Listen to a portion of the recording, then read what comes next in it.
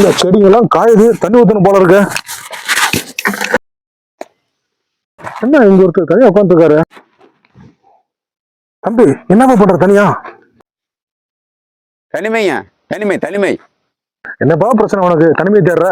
ஐயோ, இந்த மனுஷனோட அட்டகாசமும் ஆர்ப்பாட்டமும் அட்டூழியும் தாங்க முடியலைங்க. அப்புறம் ஏங்க நான் தனிமையை தேட மாட்டேன்? தனிமையா? உன்னை சுத்தி 100 கோடி பேர் இருக்காங்க, தனிமையில் இருக்குன்னு சொல்ற நீங்க? ஐயா என்னது? இன்னொரு வாட்டி சொல்லுங்க. உன்னை சுத்தி 100 கோடி பேர் இருக்காங்கப்பா. சாமி நீங்க யாரு?